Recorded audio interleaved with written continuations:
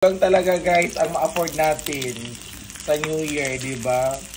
Oo, tuyo mo diha, di ba? Kaunta later. Diyos ko talaga guys, ito lang talaga ang maano natin. Hey! Ko, napakasaya sa Pilipinas, ang daming lechon, ang daming mga pagkain. Dito, tuyo pa mo sa Amerika. Ay, Diyos ko.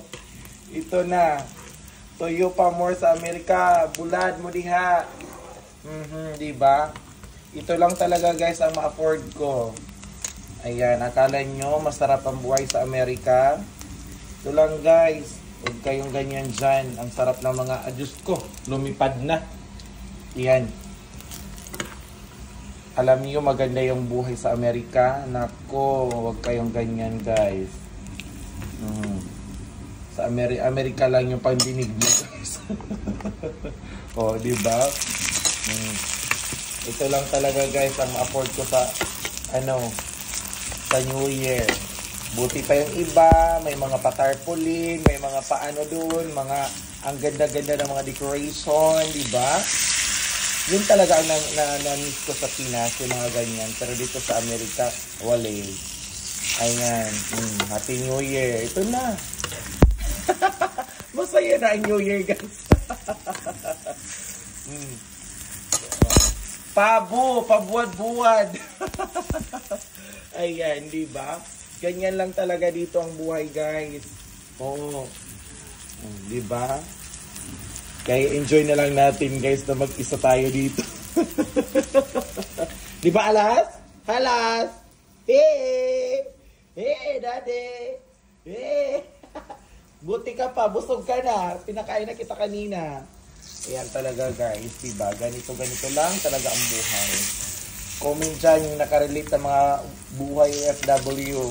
Diba? Nakakaingit sa Pilipinas. Ang dami ng mga post nila, mga pagkain, mga lechon, mga ano-ano doon, mga humba, biko, ano-ano pa.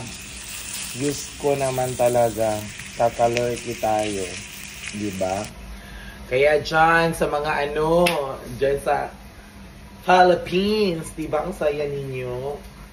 May mga pa-decoration kayo. Ang saya ninyo. Laban mga buhay OFW. Yun ang nakakamiss sa Pinas talaga guys. Yun. Yung mga ganun mga occasion. Ang pinakaano ko talaga paborito, Christmas at New Year sa lahat. Sa lahat ng mga holidays doon sa doon sa Pinas. Ayan. Dito na lang tayo, wala tayong magawa. Laban sa buhay. Tiis-tiis, pabuwad-buwad. Bulad mo diha. Ayan.